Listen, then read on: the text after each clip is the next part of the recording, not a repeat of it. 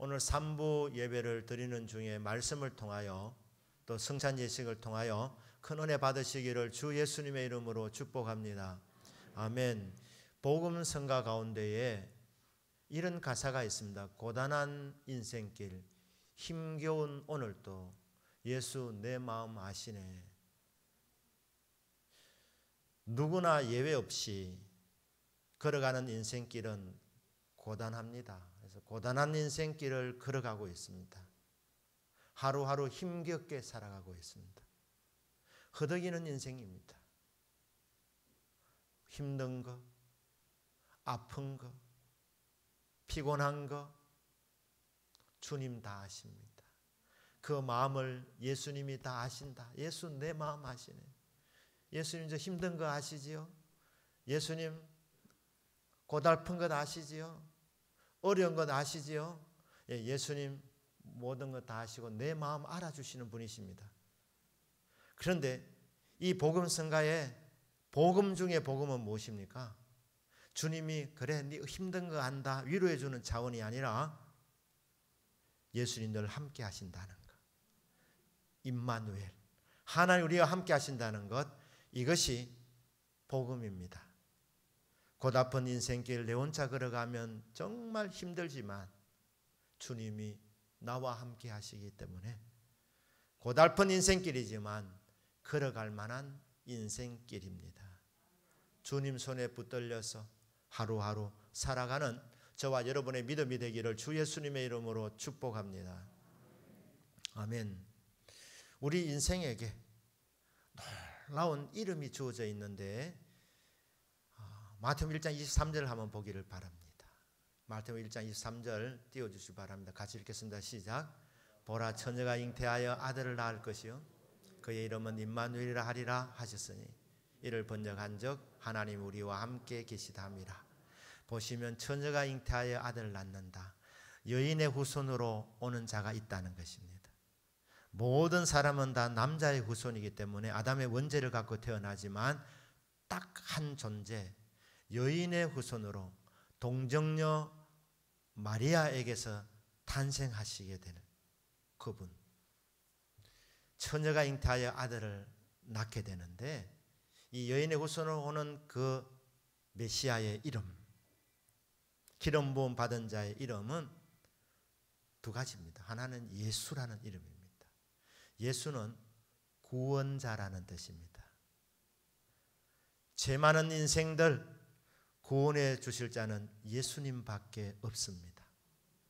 여인의 후손으로 오시는 그 기름 부음 받은 자는 이름이 예수님인데, 왜냐하면 예수님 하시는 일이 구원하는 일이기 때문에 자기 백성을 그들의 죄에서 구원하는 일을 하시기 위해서 오신 분. 처녀가 잉태하여 아들을 낳으리니 그 이름을 예수라 해라. 구원자입니다. 근데 또 한 가지 이름이 있습니다. 그 이름은 임마누엘이라 하리라. 이를 번역한즉 하나님이 우리와 함께 계시다. 임마누 우리와 함께라는 말이고 엘 하나님입니다. 하나님 우리와 함께. 임마누엘이 무슨 말입니까? 하나님이 우리와 함께 하신다는 것입니다. 예수님은 세상 끝날까지 우리와 함께 하시는 분입니다. 마태복음 28장 20절입니다. 같이 읽겠습니다. 시작. 내가 너에게 분부한 모든 것을 가르쳐 지키게 하라. 볼지어다 내가 세상 끝날까지 너희와 항상 함께 있으리라 하시니라. 마태복음 시작하면서 임마누엘이라는 이름을 주셨고 마태복음 28장 20절 마무리를 하시면서 예수님이 이 땅의 사역을 다 완성하시고 구름을 타고 하늘로 올라가시는데 올라가시기 전에 제자들에게 주신 마지막 말씀이 뭐냐? 볼지어다 내가 예수님입니다. 예수님이 세상 끝날까지 너희와 성도들과 제자들과 항상 함께 있으리라. 세상 끝날이 언제입니까? 예수님이 다시 오실 때 그날을 세상 끝날이라고 합니다. 끝이 아니라 새하늘과 새 땅이 열리게 됩니다. 이 세상 그대로 있지 않고 이 세상이 정리가 되는데, 이 세상 끝날까지, 주님이 다시 오실 때까지 하늘로 올라가시기 전에 성도들에게, 주님의 제자들에게 예수님이 주신 약속의 말씀이 뭐냐면, 내가 너희와 항상 함께 있으리라. 요약하면 언제나 임마누엘, 이게 예수님의 약속입니다. 그렇다면 주님이 다시 오시지 아니하시니까 지금은 어떤 상태입니까? 주님이 누구와 함께 하고 계신다는 말입니까? 너희라는 말은 저와 여러분도 포함되어져 있습니다. 예수님을 구주로 믿는 사람, 하나님의 자녀, 주님을 본받기를 사모하는 주님의 제자들에게 주시는 말씀, 내가 다시 올 때까지 내가 너희들과 항상 함께 있겠다. 임마누엘을 약속하신 주님께서 지금도 우리 곁에 계십니다. 우리와 함께 하십니다. 문제는 이것을 인식하지 못하고 산다는 겁니다. 느끼지 못하고 산다는 것입니다. 예수를 믿기는 믿는데 주님이 내 삶과 함께 하신다는 것, 동행하고 계신다는 것을 느끼지 못하고 주님의 인도함을 받으면서 살아야 되는데 이끌림을 받지 못하고 사는 것 같이, 내 혼자 이 인생길을 걸어가는 것 같이 외로움을 느끼면서 살아가는 사람들이 너무나도 많습니다. 오늘 믿음의 눈이 열려서 주님이 나와 함께 하시는 것이 확실하게 깨달아지고 믿어지는 역사가 있기를 주 예수님의 이름으로 축복합니다. 아멘. 예수님께서 세상 죄를 담당하시고 십자가에서 죽으셨습니다. 그리고 3일 만에 부활하셨습니다. 우리를 의롭게 만들어 주시기 위해서. 예수님께서 십자가에서 죽으신 그 속죄의 제사가 하나님께서 받아주셨다는 이 증거로 우리 주님께서 3일 만에 부활하셨습니다. 부활하시고 40일 동안 이 땅에 머물러 계셨는데 40일 동안 그 부활하신 주님의 영광스러운 모습을 불신자들에게는 보여주지 아니했습니다. 영광스러운 주님의 부활의 모습을 제자들에게 찾아오셔서 보여주셨습니다. 성도들에게 보여주신 것입니다. 오늘 저희들이 읽었던 누가복음 24장은 엠마오 마을로 돌아가는 두 제자가 소개되고 있습니다. 한때 예수님을 쫓아갔던 예수님의 제자들이었는데 예수님께서 십자가에서 못 박혀 돌아가시는 모습을 보면서 그들은 실망을 하게 됩니다. 사실 예수님은 내가 성경대로 십자가에서 너희들의 죄, 세상 죄를 지고 죽는다고 말씀하시고 3일 만에 부활한다고 분명히 3번 정도는 말씀을 해 주셨습니다. 그런데 그 말씀을 안 믿었기 때문에, 받지 않았기 때문에 예수님 십자가에서 죽으시는 것을 보고 끝인 줄 알았습니다. 제자로 쫓아갔는데 스승이 돌아가시니 이제 내 삶은 실패라고 생각하고 집으로 돌아가는 길입니다. 엠마오 마을로 돌아가고 있었습니다. 발걸음이 얼마나 무거웠겠습니까? 마음에는 실망과 좌절이 가득한 마음이었습니다. 돌아가고 있는데 거기에 예수님이 찾아오셨습니다. 맞습니다. 볼지어다 내가 세상 끝날까지 너희와 항상 함께 있으리라. 예배드리는 교회당에만 찾아오시는 분이 아니시고 우리 성도님이 살아가는 가정에도 찾아오시고 직장생활 할 때 그 직장에도 주님이 동행해 주시고 사업을 할 때에 그 사업체에 주님이 함께하여 주십니다. 엠마오 마을로 실망하여서 낙심하여서 돌아가고 있는 그곳에 부활하신 주님이 찾아오셨습니다. 동행해 주셨습니다. 문제는 누가복음 24장 16절에 보면 그들의 눈이 가려져서 그인 줄 알아보지 못하거나. 두 사람이 지금 길을 걸어가고 있는데 거기에 주님이 같이 가고 계셨습니다. 같이 가고 있는데 보고도 예수님인 줄 몰랐습니다. 이유는 주님이 함께하지 않기 때문이 아니라 함께하고 계심에도 불구하고 눈이 가리워져 있으니까, 눈이 어두워져 있으니까, 영적인 눈이 어두워져 있으니까 예수님이 곁에 계셔도 못 알아본 것입니다. 예수님이 그 대화 가운데 끼어듭니다. 길 가면서 서로 주고받고 하는 이야기가 무엇이냐, 이 질문을 하니까 안타깝다는 표정을 지으면서 이 제자 중에 한 사람 이름이 글로바라는 제자인데, 이 제자가 말합니다. 당신은 예루살렘에 지금 치료하는 것 같은데 예루살렘에 있으면서 예루살렘에서 일어났던 일을 모두가 다 알고 있는데 어떻게 당신만 모르느냐. 다시 질문합니다. 무슨 일? 이렇게 물었습니다. 이 무슨 일입니까? 예수님 십자가에서 지금 못 박혀 죽으신 일, 그 일을 대화하고 있었습니다.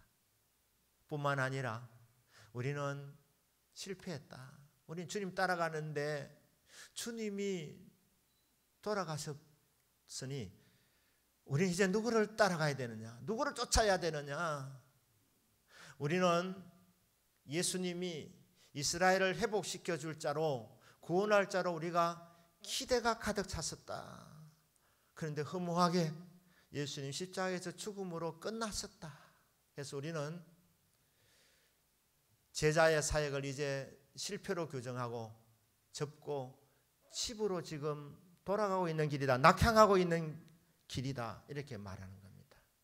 그때 예수님께서 이 미련한 인생들아, 그 길에서 말씀을 풀어주셨습니다. 27절에 오늘 우리가 읽었던 부분이죠. 이에 책망하시고 나서 모세와 모든 선지자의 글로 시작하여 모든 성경, 이 구약 성경입니다. 모든 성경에 쓴 바 자기에 관한 것을 자세히 설명하시니라. 구약 성경은 크게 세 부분으로 되어 있습니다. 모세 오경, 그리고 모세라는 말은 모세 오경, 모든 선지자의 글이라. 선지자의 글은 전 선지서는 역사서를 말하고 후 선지서는 예언서를 말합니다. 그러니까 역사서와 예언서, 이 모든 부분과 남아있는 부분이 시가서입니다. 시편, 잠언, 전도서, 아가서, 이런 이제 시가서들 세 부분으로 되어 있는데 이 모든 부분들이 다 예수님을 증거하고 있습니다. 요한복음 5장 39절에 성경이 나를 가리켜, 성경이 나를 지목하고 있다, 지시하고 있다, 가리키고 있다, 증거하고 있다. 여러분, 신약 성경뿐 아니라 구약 성경까지 성경 전체가 예수님을 증언해 주고 계십니다. 그분이 바로 오실 메시아이시다. 그분이 구원자이시다. 그분이 하나님이시다. 그분이 여러분들과 함께한다, 동행하신다. 여러분 외로운 존재가 아니다. 이 말씀을 창세기 1장부터 말라기 4장까지 나아가서 요한계시록 22장까지 나중에 신약이 이제 보태어지기 때문인데 이 성경 전체가 예수님을 가리키고 있습니다. 말씀드린 대로 요한복음 5장 39절에 그렇게 나와 있습니다. 성경의 주제는 결국 예수 그리스도입니다. 나를 가리켜 기록되어 있는 그 말씀들을 자세히 풀어주셨습니다. 설명해 주셨습니다. 풀어주시면서 성경대로 내가 십자가에서 죽었고 성경대로 3일 만에 부활했다 설명하고 있는 것입니다. 자, 이렇게 풀어주실 때에 32절에 그들이 서로 말하되 길에서 우리에게 말씀하시고 우리에게 성경을 풀어주실 때에 우리 속에서 마음이 뜨겁지 아니하더냐. 지금 눈이 가리워져서 영광의 주님 곁에 계심에도 불구하고 깨닫지 못하는 주님의 두 명의 제자들을 향해서 주님이 먼저 말씀을 풀어주셨습니다. 말씀을 강론해 주셨습니다. 말씀을 듣는 중에 믿음이 생깁니다. 믿음은 들음에서 나고 들음은 예수 그리스도의 말씀으로 말미암느니라. 예수 그리스도의 말씀은 성경 전체를 가리킵니다. 왜냐하면 말씀 전체가 예수님을 가리키기 때문입니다. 성경을 풀어주실 때에 그들이 믿음이 회복되었습니다. 성경을 듣고 믿음으로 받는 중에 그들의 마음이 뜨거워졌습니다. 뜨겁다는 것은 냉랭했던 신앙이 회복되었다는 것입니다. 여러분, 신앙생활은 뜨겁게 하는 것이 정상적입니다. 냉랭한 것 결코 바람직한 신앙생활 하는 것이 아닙니다. 뜨거워져야 됩니다. 근데 어떻게 뜨거워지느냐? 감정을 우리가 북돋아서 너 뜨거워져라, 뜨거워져라 이렇게 한다고 뜨거워지는 것이 아닙니다. 말씀을 들어야 뜨거워집니다. 말씀을 믿음으로 받으셔야 뜨거워집니다. 믿음에서 확신으로. 뜨거워진 상태는 무엇을 말합니까? 의심이 없는 상태. 긴가민가하면 믿음이 담대하지 못합니다. 열정도 식습니다. 하지만 확신이 들어오면 예수님이 진짜 나의 주님, 나의 하나님이시다, 이게 분명하게 믿어지면 뜨거워지는 것입니다. 열정적으로 신앙생활을 할 수 있게 됩니다. 주님께서 뜨거움을 회복시켜 주셨습니다. 말씀을 풀어주심으로. 그리고 나서 우리 예수님께서 성찬식을 거행하십니다. 그들이 이제 마음이 뜨거워졌습니다. 은혜 받았습니다. 그런데 예수님이 헤어지자고 하는 거예요. 이 두 명의 제자가 예수님께 간청합니다. 날이 지금 어둑어둑한데 어디로 가신단 말입니까? 저희 집으로 들어가십시다. 강건하니까 예수님이 유하기 위해서, 머물기 위해서 들어갔습니다. 들어가서 30절에 보니까 그들과 함께 음식 잡수실 때에 떡을 가지사 축사하시고 떼어 그들에게 주시니, 음식을 잡수시다가 떡을 가지사 축복하시고 제자들에게 주시니 31절 그들의 눈이 밝아져 그인 줄 알아보더라. 눈이 가리워졌었는데 말씀을 듣고 그들이 믿음이 회복되고 뜨거워졌습니다. 그런데 언제 부활하신 주님을 확실하게 알아보았느냐? 가려졌던 눈이 밝아졌을 때, 눈이 열려졌을 때에, 그때에 예수님인 줄 비로소 알아보게 되었습니다. 35절에 두 사람도 길에서 된 일과 부활하신 예수님이 함께 해주셨다. 처음에 우리는 그분이 예수님인 줄 몰랐다. 말씀을 풀어주셨는데 말씀을 들을 때에 마음이 뜨거워졌다. 성경을 되게 잘 해석하는 분이다, 은혜 받았다, 이렇게 생각을 하고 집으로 모셨는데 예수께서 떡을 떼심으로 자기들에게 알려주신 것을 말하더라. 그때 떡을 떼는 시간에 예수님을 우리가 알게 되었다. 그때 예수님 자신을 보여주셨다, 계시해 주셨다, 알려졌다. 여러분, 이 떡은 우리가 먹는 식사 시간에 먹는 음식을 말한 것이 아닙니다. 저는 라면을 드시다가 영안이 열렸다 이런 말을 들어본 적이 없습니다. 어떤 음식을 드셔도 그 음식을 먹다가 부활하신 주님을 보게 되었다, 그런 말을 들은 적이 없습니다. 그럼 이게 뭡니까? 떡을 떼는 것, 제가 성찬이라고 말했습니다. 마태복음 26장 26절을 보기만 같은 패턴입니다. 우리 한번 읽어보겠습니다. 시작. 먹을 때에 예수께서 떡을 가지사 축복하시고 떼어 제자들에게 주시며 이르시되 받아서 먹으라. 이것은 내 몸이니라 하시고. 거기 보시면 엠마오 마을 그 두 제자의 집에 들어가서 하는 것 똑같습니다. 그들이 식사할 때, 먹을 때에 예수께서 떡을 가지사 축사하시고, 여기는 축복하시고 떼어 제자들에게 나누어 주시면서 이르시되 이거 받아 먹어라. 이것은 내 몸이다. 이렇게 하십니다. 여러분, 성찬은 신비한 비밀이 있습니다.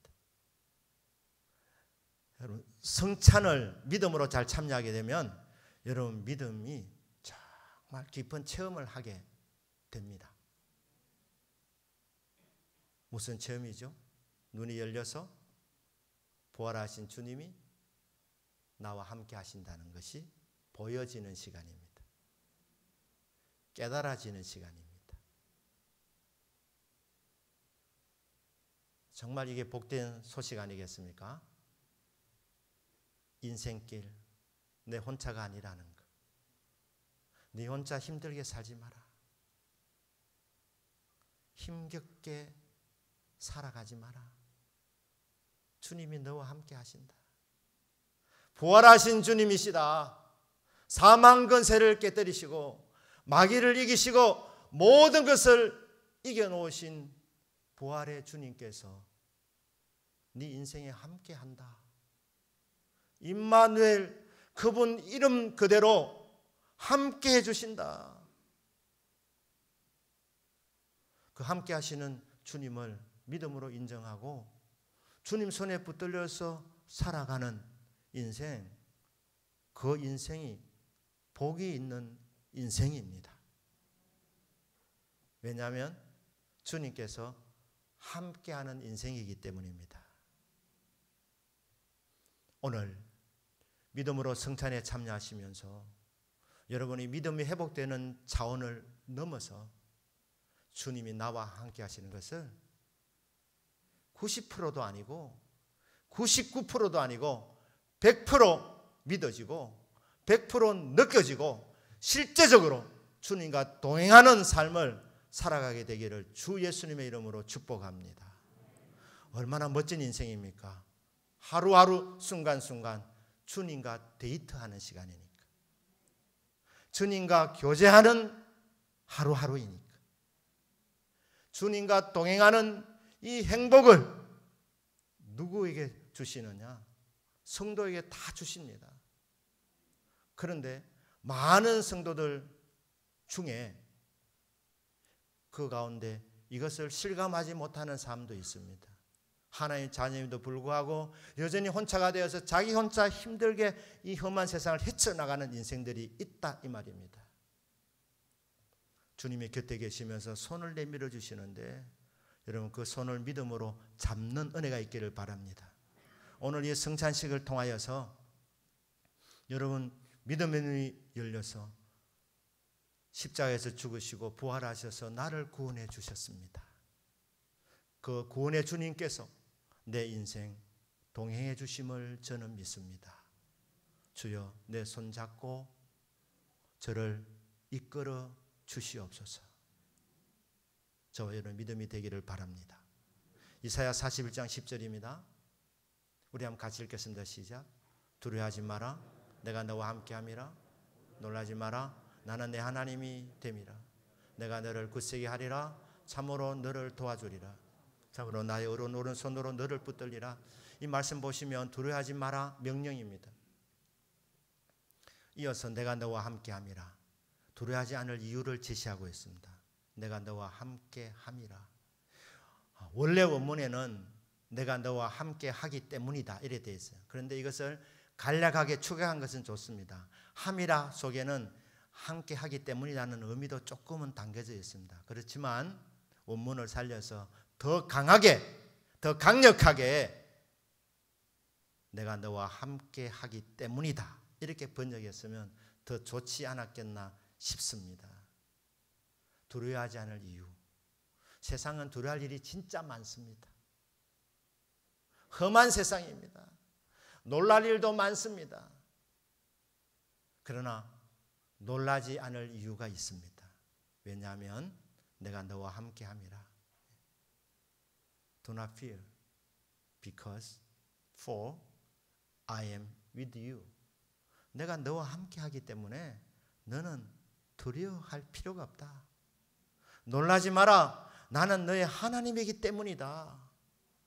For I am your God. 나는 너의 하나님이다. 두려워하면서 살든지 아니면 동행하신 하나님 손잡고 담대하게 살아가든지 둘 중에 하나입니다. 둘 다 하는 게 능력 있는 사람이 아닙니다. 두려워하면서 함께 하시는 것을 믿는다. 이거는 말이 안 되는 말입니다. 두려워하지 않을 이유는 주님이 나와 함께 하시기 때문입니다. 내가 너와 함께 함이라. 이게 확대해서 표현하면 임마누엘입니다. 너를 포함해서 하나님 믿는 모든 백성들, 세상 사람들을 향해서 이 험한 세상을 살아가고 있는 이 그리스도인들아, 예수 믿는 사람들아, 너희는 구원받아 천국까지만 이 땅을 살아갈 때에 두려워할 이유가 없다. 겁낼 이유 없다. 놀랄 이유가 없다. 쫄지 마라. 왜? 임마누엘이기 때문에. 임마누엘 하나님께서 우리의 삶의 현장에 찾아오셔서 함께 해주고 계시기 때문에 전혀 걱정할 이유가 없습니다. 두려워할 필요가 없습니다. 강하고 담대하게 살아가면 됩니다. 그럼 주님 하시는 일이 우리를 도와주십니다. 주님이 함께 하시는데 도와주시고 능력이 오른손으로 우리를 붙잡아 주십니다. 우리는 쓰러질 수 없는 인생입니다. 우리는 약해서 쓰러지려 할 때마다 왜 오뚜기 인생이 되느냐? 주님이 붙잡아 주시기 때문에. 우리는 쓰러질 수 없는 인생, 넘어질 수 없는 인생, 넘어지면 바로 즉시로 일으켜 주시는 주님이 계시기 때문에, 붙잡아 주시는 주님이 계시기 때문에 우리는 실족하지 않습니다. 길을 잃지 않습니다. 함께 하시고 도와주시고 붙잡아 주시는 주님의 은혜가 있기 때문에 이 사실을 믿고 강하고 담대하게 하루하루 살아가시는 저와 여러분의 믿음이 되시기를 주 예수님의 이름으로 축복합니다. 아멘. 기도하겠습니다.